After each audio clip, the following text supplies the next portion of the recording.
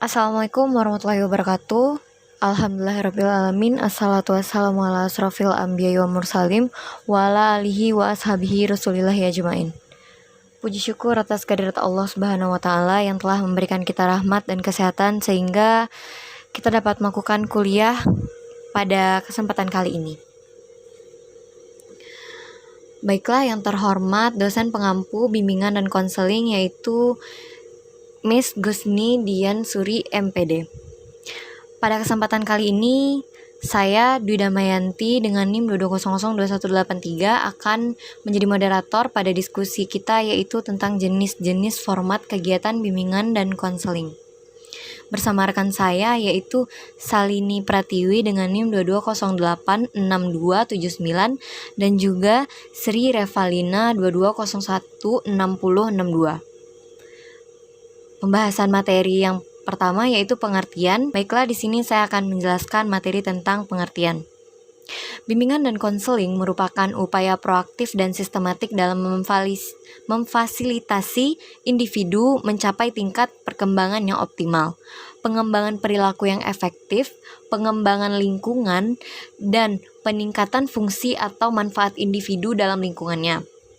Dasar pemikiran penyelenggaraan bimbingan dan konseling di sekolah bukan semata-mata terletak pada ada atau tidak adanya landasan hukum atau perundang-undangan atau juga ketentuan dari atas.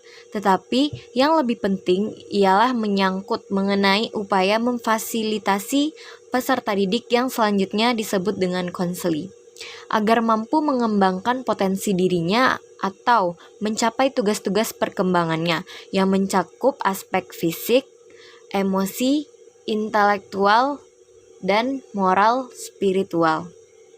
Selanjutnya, materi kedua. Jenis-jenis. Terdapat 6 format jenis-jenis. Yang pertama yaitu format klasikal. Format klasikal merupakan suatu program yang dirancang menuntut konselor untuk melakukan kontak langsung dengan para peserta didik di kelas. Format layanan klasikal ini diaplikasikan ke dalam layanan orientasi dan informasi yang mana pada diri klien tersebut dikenalkan dengan masalah yang dihadapi mereka tersebut. Bertujuan untuk memberi bantuan kepada seluruh peserta didik atau klien melalui kegiatan untuk menyiapkan pengalaman terstruktur agar peserta didik mempunyai kesadaran tentang diri sendiri dan lingkungannya yang mampu mengembangkan keterampilan. Misalnya, jika ada suatu masalah yang timbul di dalam suatu kelas, maka seorang konselor harus berperan untuk dapat membantu menyelesaikan masalah yang sedang terjadi tersebut. Namun, cara menyelesaikannya yaitu dengan cara dikumpulkan semua klien yang ada di dalam kelas tersebut karena masalah yang dihadapi itu akan didiskusikan secara bersama-sama dengan bimbingan oleh seorang konselor tersebut. Yang kedua yaitu format kelompok. Format kegiatan kelompok yaitu suatu format kegiatan bimbingan dan konseling yang melayani sejumlah klien dalam bentuk kelompok melalui dinamika kelompok tersebut. Format kegiatan kelompok yaitu suatu format kegiatan bimbingan dan konseling yang melayani sejumlah klien dalam bentuk kelompok melalui dinamika kelompok tersebut. Format ini bertujuan untuk yaitu A. Melatih anggota kelompok agar berani berbicara dengan orang banyak. B. Dapat mengembangkan minat dan bakat masing-masing anggota kelompok. Dan C. Mengentaskan permasalahan-permasalahan kelompok. Misalnya, seorang konselor mengarahkan atau membimbing klien dalam sejumlah kelompok yang ketika ada permasalahan di waktu itu, maka diselesaikan melalui secara kelompok yang dibantu oleh seorang konselor yang sudah profesional. Ketiga, format individual. Format kegiatan individual adalah suatu format kegiatan bimbingan dan konseling yang melayani klien secara perorangan. Dalam format individual ini, seorang konselor hanya menuntaskan pelayanan masalah yang dihadapi oleh seorang konselor tersebut.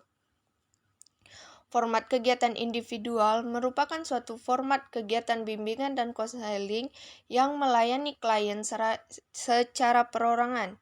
Dalam format individual ini, seorang konselor hanya menuntaskan pelayanan masalah yang dihadapi oleh seorang konselor tersebut. Karena dengan format layanan individual inilah seorang konselor bisa memberikan masukan-masukan seperti memberikan masukan motivasi biar klien tersebut mandiri. Keempat, format lapangan. Format kegiatan lapangan yaitu kegiatan bimbingan dan konseling yang melayani kepentingan kliennya melalui kegiatan di luar kelas atau lapangan. Manfaat PLBK luar sekolah bagi siswa tersebut adalah untuk dapat mencegah dan mengatasi terjadinya masalah-masalah pribadinya dalam bersosialisasi pada teman, guru, orang tua, dan lain-lainnya. Supaya anak tersebut dapat menjadi siswa yang suka bersosialisasi pada lingkungan sekolah, di rumah, dan masyarakat sekitar. Misalnya, seorang konselor itu harus berperan penting dalam mengarahkan membina klien untuk membantu menyelesaikan masalah yang sedang dihadapi kliennya. Ketika klien itu berada di luar kelas atau di luar ruangan, konselor bisa menjumpai klien di lapangan mana saja, supaya masalah klien tersebut bisa diketahui dan diselesaikan. Kelima, format jarak jauh. Format kegiatan jarak jauh yaitu format kegiatan bimbingan dan konseling yang melayani kepentingan siswa melalui media atau saluran jarak jauh, seperti surat dan sarana elektronik. Pada saat sekarang, alat elektronik merupakan peminat terbanyak di seluruh dunia dan mengalahkan surat sebagai alat kegiatan jarak jauh, bimbingan, dan konseling. Dan yang sering kita pakai sebagai alat elektronik penghubung dalam berkomunikasi adalah seperti internet dan HP. Salah satu layanan format kegiatan jarak jauh, bimbingan, dan konseling sebagai alat komunikasi antara konselor dengan konseli adalah sebagai berikut. Yang pertama yaitu layanan bimbingan dan konseling berbasis video conference. Yang kedua, layanan bimbingan dan konseling berbasis telepon. 6. Format kolaboratif.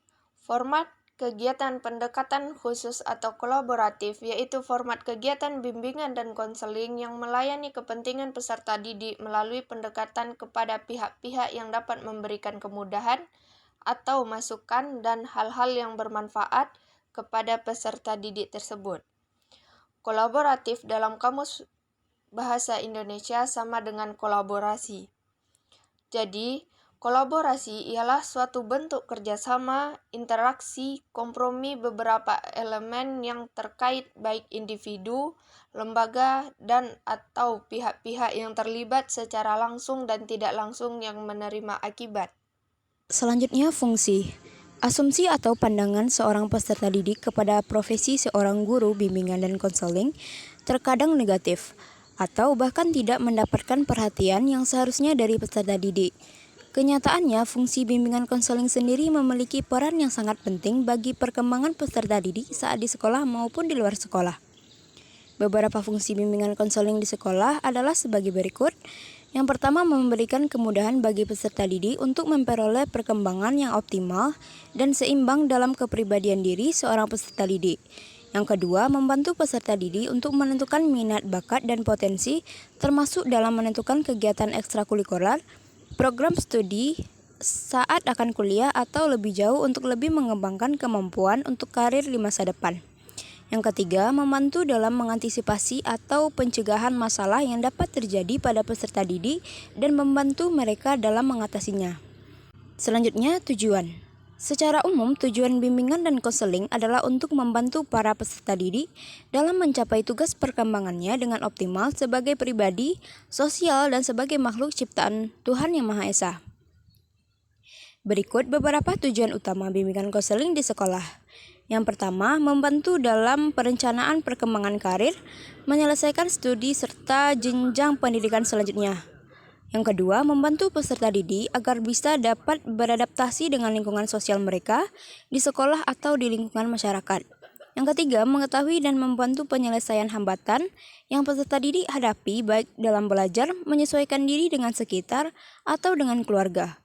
Yang ketiga, membantu dalam mengembangkan minat, bakat, dan potensi yang dimiliki oleh peserta didik secara maksimal. Itulah fungsi dan tujuan dari bimbingan konseling.